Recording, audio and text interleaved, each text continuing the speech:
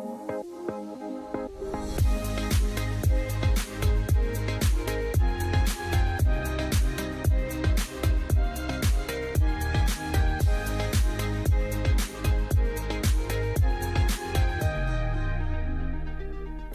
afternoon, Enid, and welcome to another wonderful day and to another wonderful city management update. My name is Larissa Sloan, and with me today is Scott Morris.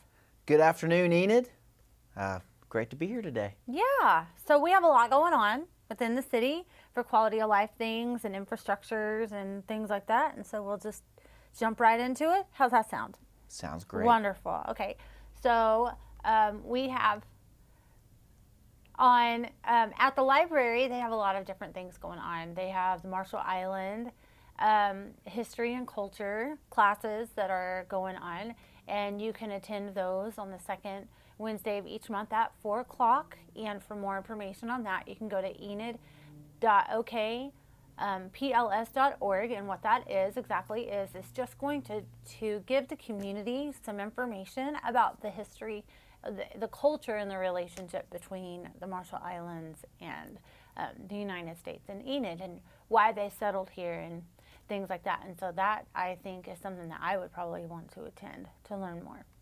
And so the Enid Symphony has a really cool event coming up with music from Carole King and James Taylor, and this is featuring Kirsty, I believe, is that how you say it? Kirsty Manna and Jonathan Birchfield, and that's going to be October 3rd at 5 p.m. at Government Springs Park, and you can purchase tickets at esoenid.org, and you can plug into their social media as well to find out more information on that event. And then Community Cultural Celebration is coming up in October, and they're still in search for vendors and things like that. So if that's something that you can participate in, then we highly encourage you to dive right in, and you can find all that information at enid.org/ccc, and you have to register by October 1st, which that deadline's coming up pretty fast. You know, I can't believe October is already here. I know. I mean, this is the last week of September. I was talking with Gerald this morning, and I was like, you know, when football teams, you know, they're going into the fourth quarter, they put the four fingers up. We're going into the fourth quarter. Mm-hmm. And so, speaking of football, there's a couple of other events that are coming up this weekend, too. Of course, there's an Enid High home game on Friday night, and then I believe we have First Friday coming up, and there's a Tri-State Parade on Saturday. Would that be the 2nd? Maybe. I believe so. You know more about that than I do. Tri-State Parade is this weekend. Fun. Yeah, October is one of my favorite months. The weather cools down, and then you get to dress up and go to haunted houses, and I don't know, it's just it's one of my favorite things. So people like this time of year whenever you can both wear shorts and a sweatshirt. Yes, well, but kids, they're wearing sweatshirts anyway in this 100-degree. I don't get it. I just don't understand. But yes, Those are some great activities to get out and do as well. And you bet. So the Enid Library is also, they have an event that's happening on December 11th, and that'll be from 10 a.m. to 2 p.m., and it's called Friends of the Library. It's a book, bake, and craft show, and they're needing vendors that are book-related, and so they're looking for like authors and bakers and people who make books or craft things out of books, such as pages or whatnot. And so they're looking for things of that nature. And if that's something that you think that you could be interested in, then we highly suggest that you go onto their website as well. And that's Enid. I can't remember their website. It's enid.okpls.org. I got it. Look at that. All right. Look at how sharp my mind is. I think that's it. I know we had a few water main breaks over the weekend that they have been working on. So, Larissa, can you update us on? Yeah, absolutely. I think I have all of those outages and road closures and things like that. So we'll get right into that. And so, okay, so we have residents in the area of East Columbia Avenue from Kennedy Street to North 4th Street. They will experience a road closure beginning on September 7th, which that should already be in place. And that is due to a new water line being installed, and that will cause the roadway to close intermittently, and that is expected to last 6 weeks or so. And then beginning on September 27th, the outside westbound lane of Owen K. Garriott Road will be closed between South Johnson Street and South Lincoln Street, so crews can repair a water main that is leaking. A water outage is not expected to affect the residents in this area, and so yeah, we're not expecting that. And let's see. And then there is an emergency water outage today on East Pine Avenue from North 11th Street and to North 14th Street, and that is due to a broken water main, and that service will be restored by the end of the day. And then we have Garfield County, the Southgate Road. So the phase 2 of the Southgate Road construction began on July 7th. And of course, the landfill will not be accessible from South Van Buren. However, the landfill can be accessed from the east on South 30th Street, and a completion date for that is yet to be released. As you may recall, a few weeks ago on July 14th, a street collapse by St. Mary's Regional Medical Center caused for an immediate road closure on East Oklahoma Avenue between 5th and 6th Street. For those who need to access the emergency room, please use East Cherokee Avenue. A completion date for this project or for this repair has yet to be determined. That's going to take quite a while. And we highly emphasize that, just to be aware that there's going to be higher traffic volume on those side streets with ambulances and things of that nature. And then on August 4th, crews began replacing the bridge on East Broadway Avenue and South 5th Street, as well as reconstructing the intersection, and that should take about 9 months or so. And then, let's see. On September 14th, a portion of East Randolph Avenue will be closed from North 25th Street to the entrance of Hedges Regional Speech and Hearing Clinic. Patients for the clinic can access the parking lot by using the South 30th entrance. Phase 1 of East Maple Avenue reconstruction project began on September 14th and prompted a road closure between North 15th Street and North 16th Street. This closure is expected to be completed in about 4 weeks.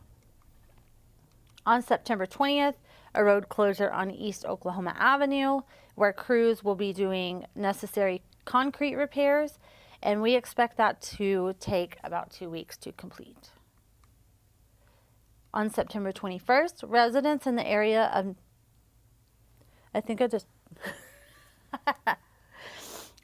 okay.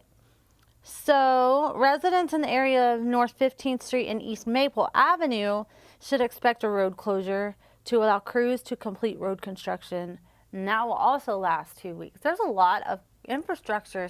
There is. That's so good, There's though. a lot of orange cones out there. I've actually taken a phone call last week where someone was, complaining about all of the road cones they had to go around, and I was explaining to that person that this is progress. Mm-hmm. These are things that we need, and some people in our community believe that this side of town has been neglected and that we never do any road projects on the east side of town. And I think just about every single release that you just read out was on the east side of town, and there are certainly things that need to be replaced in all areas of town, but we are making progress. Mm-hmm. And so please bear with us for a little bit longer through some of these projects, but we're making good headway, and so that's good. I'm excited about it. Yeah, that's good though. And then we have a road closure on Pheasant Drive as well, and that will be for concrete repairs. That started on September 23rd, and that will take about 4 weeks. And so you can see there the portion of that road that's going to be closed. I drove through that one last week. You can get around. Yeah. They've got you where they'll flag you and get around. I went over there to have lunch one day last week, and those roads, while most of those houses seem new, if you drive through there, the center portion of most of those streets is just crumbling and falling away. So these are really good repairs. So they're necessary. That's right. And then the last but not least, we have road construction in the area of 1200 Seneca, I think I said that right, Avenue, which began on September 24th. That is to allow crews to make concrete repairs, and that will last about 2 weeks. And so there you can see that corner or fork in the road. What do you call that? Just a little intersection there. Yeah, that's a good word. Yeah. I like that word. So next we have a brand new Enid flag. Do you want to tell us about that? That's right. You know, this department and Enid First Team, there's been several people that have worked on a design for an Enid flag. So we want to kind of set ourselves apart.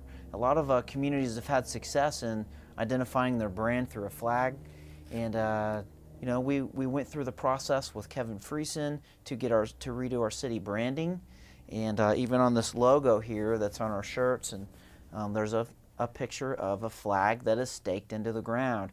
And so we thought, we've already got a great idea right here in our brand, and so we ran with that, looked at several options, and the mayor and commissioners liked it. And so last Tuesday, we had a few flag poles installed at the admin building so that we could fly the Oklahoma flag and the city flag right there behind the Old Glory. And so we raised the new city flag up, and I know it's new, and some people might be kind of like, well, that's kind of different, but I'm really hopeful that it'll be something that we can identify with in our community and will help us continue to brand ourselves as a leading community in Oklahoma.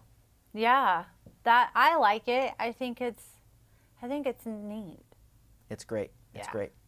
Kind of like our own little territory. You know, once you start looking at this, like Chicago has a city flag that's very familiar to a lot of people. And as you watch movies, you know, you see, oh yeah, they must be in Chicago, because you'll notice that there's a brand on a police car or on a uniform or something with the city flag. And are these on their uniforms, or will they be? I can't speak to what's going to be on a police uniform. Yeah. But, you know, just making the point. That'd be neat. Yeah. And then we have some positions available. That's right. We still have a lot of great jobs here at the City of Enid, so be checking that list. You can go to the enid.org website and find where we're hiring new people. We are still looking for a library director, so that is one of the things that we're looking for. There are several things on there. I know there are several positions that I'm looking for that closed on Friday last week, and so I've got positions to look at and start interviewing people. I think, do we have another slide with one more? We do. Okay. We are looking for a part-time web manager. And that's for And this that department. is for this department. Let me look at the picture there in the background. What a creative environment to work in. You even have a nice little backdrop with some painted walls to work in. Well, it's better than just gray. That's right. And it creates a happy place. Art makes people happy. That's right. We do have a lot of things going on our website, and this position will certainly be needed to help us manage some of the content that we put on our website. So if you're interested at all, please put your application in. It's due by October the 3rd. And you can do that at enid.org/careers, and we look forward to seeing our applicants. So we have a citywide town hall meeting. That's going to be October 12th it's at 6:30. That's right. You know, occasionally we have these city halls. There was one for Ward 2 recently, and come to this if you want to talk about something that you're interested in. If there's something that's on the radar that you don't see that mayor and commissioners are working on that you feel like needs to talk about, or if you see all of the projects that are going on and you want to show up in support of your mayor and commissioners and just let them know that you're behind them, come one, come all, town hall meeting. August. They make a place. I said August. October the 12th. October the 12th. Yes. So it's a place to come and be a voice, and That's right. things like that. And this will not be at our admin building. It will actually be at the Stride Center Ballroom. Mm-hmm. So that is right there in Independence. Yeah, we look forward to that. And then we have our next city commission meeting is going to be October 5th, and it's kind of the same thing, but a little different, right? There's always an opportunity to sign up for a public comment, and certainly a place where if you want to find out what's going on in the community and find out how you can be a part of what's going on. These study sessions are always at 5 o'clock. The meetings are at 6:30. And at 5 o'clock during the study sessions, we really go through and talk about what might be coming up, or to try to educate mayor and commissioners about an ordinance proposal or about a project that's going to be happening, or something that they need to know about so that they can, have a vote on. That's a great time to just share information and learn. And then, of course, at the 6:30 meetings, there's a time where you can sign up for public comment, or if there's something that's on the agenda that you want to speak to, you can sign up and talk about any of those things. Great opportunity to be involved in the community. For sure. And then, as always, as you heard some of the infrastructures that we spoke about, this is a communication device between you, the community, and us, the city, to know what needs to be fixed, or if there's a down street sign or a lost dog or just anything in between. You can download this. It's very easy. You just literally click, and then we address it. Depending, obviously it's dependent on the severity. But we highly suggest that you take advantage of that. And then, as always, to stay updated with what your city of Enid is doing, plug into our social media and our Roku and our Fire TV. All right, outstanding. Well, I hope that you have a wonderful afternoon, Enid. I know I will. It's going to be a busy week, and I think that's all we have for you. We'll see you next time. Bye.